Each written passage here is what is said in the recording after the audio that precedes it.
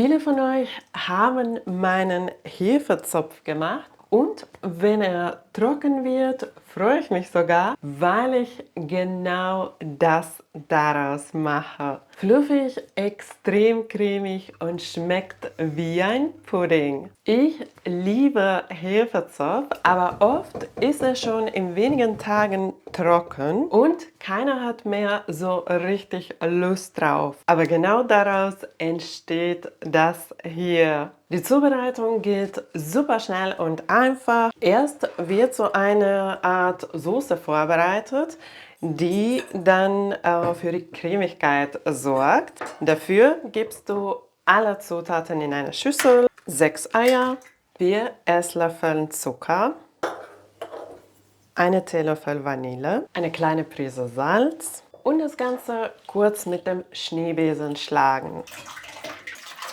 Und dann zum Schluss noch 1 Liter Milch.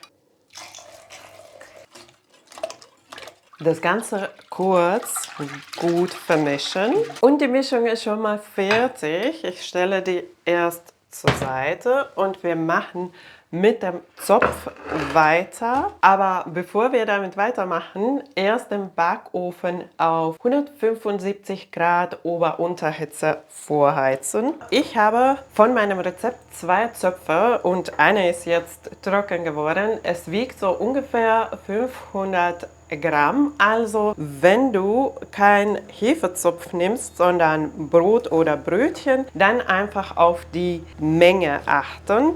Den Hefezopf in solche große Würfel schneiden und so haben wir jetzt das auch fertig und brauchen nochmal diese Mischung.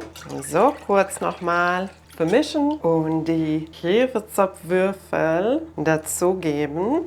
Dann kurz mit einem Löffel schön die ganze Würfel mit dieser Flüssigkeit bedecken und das trockene Hefezopf wird diese Flüssigkeit absaugen und dadurch wird er dann nach dem Backen so eine richtig cremige, puddingartige Konsistenz haben. Und wir können das kurz zur Seite lassen, während wir die Backform einfetten. Und dann geben wir das Ganze in die Backform. Einigermaßen so die Zopfwürfel verteilen, dass die in einem Schicht liegen und dann zum Schluss das Ganze noch in die Backform gießen.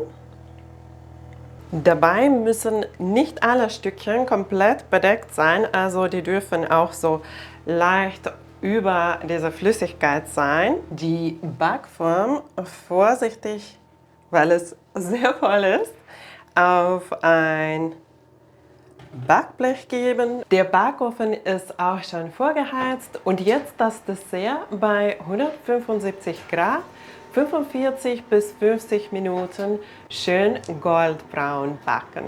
Das Dessert ist fertig gebacken, wenn die Oberfläche richtig schön golden ist und da keine flüssigen Stellen mehr sind. Dann aus dem Ofen holen und kurz abkühlen lassen. Ich serviere das Dessert am liebsten mit den ersten Erdbeeren der Saison. Ich habe heute sogar die ersten Erdbeeren aus dem Hof von unserer Nähe bekommen. Die ersten Erdbeeren des Saisons. Ich freue mich sehr. Und dann dazu noch eine warme Vanillesoße.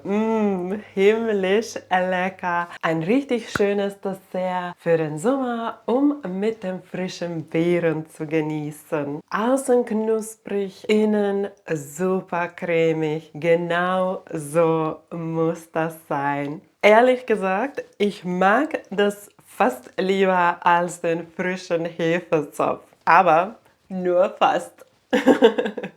Und wenn du meinen Hefezopf noch nicht gemacht hast, dann schau dir das Video unbedingt an. Ich werde ihn hier für dich verlinken. Viel Spaß beim Ausprobieren. Tschüss und bis zum nächsten Mal.